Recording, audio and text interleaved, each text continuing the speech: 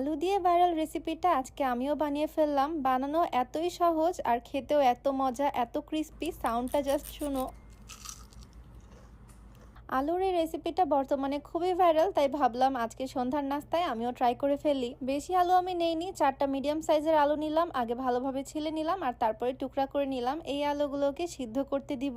এই রেসিপির মেন উপকরণই হচ্ছে আলু, আর যা যা লাগবে সেটা তোমাদের সবার ঘরেই থাকবে। আলুগুলোকে এখন সিদ্ধ করতে দিয়ে দিলাম। ছোট ছোট পিস করছি যাতে খুব সহজেই সিদ্ধ হয়ে যায়। তোমরা চাইলে প্রেসার কুকারে দিতে পারো, খুব তাড়াতাড়ি হয়ে যাবে। এখন এই সিদ্ধ করা আলুগুলোকে ভালোভাবে ম্যাশ করে নিতে হবে, মানে আলু ভর্তা বানাতে হবে আর কি। হাত দিয়ে চাইলে ভর্তা বানিয়ে নেওয়া যাবে, বাট আমি গ্রেটার দিয়ে করতেছি যাতে পাল্পটা আরো স্মুথ হয়। ম্যাশ করা আলুর মধ্যে আমি লবণ দিয়ে দিলাম, তারপরে দিলাম চিলি ফ্লেক্স। চাইলে তোমরা মরিচের গুঁড়া দিতে পারো। ফ্লেভারের জন্য আমি এখানে দিচ্ছি গোলমরিচের গুঁড়া আর অল্প একটু জিরার গুঁড়া। আর এখানে মাস্ট যেটা দিতেই হবে সেটা হচ্ছে কর্নফ্লাওয়ার। কর্নফ্লাওয়ার দেওয়ার কারণেই কিন্তু এটা এত বেশি ক্রিস্পি হয়, একদম কুড়মুড়ে হয়। কর্নফ্লাওয়ারটা দিয়ে আমি ভালোভাবে আবারও এটা হাত দিয়ে ম্যাশ করে নিয়েছি। আর একটু কর্নফ্লাওয়ার অ্যাড করলাম, মানে তোমাদের যতটা লাগে অ্যাড করতে পারো। আর এটা হচ্ছে মেইনলি একটা জাপানিজ রেসিপি, তবে বাংলাদেশেও এখন এটা বেশ ভাইরাল। আর এত মজার জিনিস তো ভাইরাল হবেই। যাই হোক, হাতে আমি তেল মাখিয়ে নিলাম, প্লেটেও তেল মাখিয়ে নিছি। এখন এই আলু ভর্তাটা প্লেটের মধ্যে সুন্দরভাবে ছড়িয়ে দিচ্ছি। আমি 4টা আলু নিছি, এক্সপেরিমেন্টাল ভাবে টেস্ট করতেছি, সন্ধ্যার নাস্তায় বানাচ্ছি। সেম প্রসেসে চাইলে তোমরাও ট্রাই করতে পারো। হাত দিয়ে সুন্দরভাবে চেপে চেপে আমি একটা স্কোয়ার শেপ দিয়ে নিচ্ছি।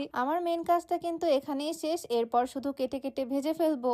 এবার এই প্লেটটাকে 10 মিনিটের জন্য ফ্রিজে রেখে দিব, যাতে আলুর পাল্পটা ভালোভাবে সেট হয়ে যায়। 10 মিনিটের জন্য এটাকে ডিপ ফ্রিজে রেখে দিলাম। চলে আসলাম আমার ড্রয়িং রুমে। এই তুর্কি সোফা কভার গুলো আমার ভিডিওতে আমি যখনই দেখাই তোমরা অনেক বেশি পছন্দ করো। তোমরা সবসময় আমাকে বলো অরিজিনালটা কোথায় পাবা, কারণ এই তুর্কি সোফা কভার অনেক জায়গায় সেল করে। এটার অরিজিনালটার কোয়ালিটি খুবই ভালো। আর সোফায় কভার লাগালে না সোফার লুকটাও চেঞ্জ হয়ে যায়, ড্রয়িং রুমটা দেখতেও অনেক বেশি সুন্দর লাগে। আমাদের সোফার মডেলটা অনেক ওল্ড, তাই সবসময় সুন্দর সুন্দর সোফা কভার লাগিয়ে রাখি। আর আমি সবসময় RHAST ব্র্যান্ডের অরিজিনাল তুর্কি সোফা কভার ইউজ করি। এই সোফা কভার সেটটা আমি নিয়েছি Aiman home textile Facebook page থেকে। পেজটা আমি রিসেপশনে মেনশন করে দিব। তাদের পেজে আফটার সেল সার্ভিস থাকবে, মানে হাতে পাওয়ার পর যদি ফার্নিচারে ফিট না হয় চাইলে এক্সচেঞ্জ করতে পারবা। যাই হোক, পেজটার রিসেপশনে মেনশন করে দেওয়া থাকবে, চাইলে তোমরা ভিজিট করে আসতে পারো। তো এদিকে সোফা কভার লাগানো শেষ, আর 10 মিনিট মতো আমার এই প্লেটটা ফ্রিজে ছিল। এখন বের করে ভালোভাবে আমি শেপ দিয়ে কেটে নিব, লম্বা লম্বা করে কাটবো। দেখতে এটা ফ্রেঞ্চ ফ্রাইয়ের মতোই হবে, বাট অনেক লম্বা লম্বা হবে, যেটাকে জাপানে বলা হয় জাপানিজ লং ফ্রাইস। আর এই জাপানিজ রেসিপিটা এখন আমি মাঝে মাঝে বাড়িতে বানাবো, কারণ বানানো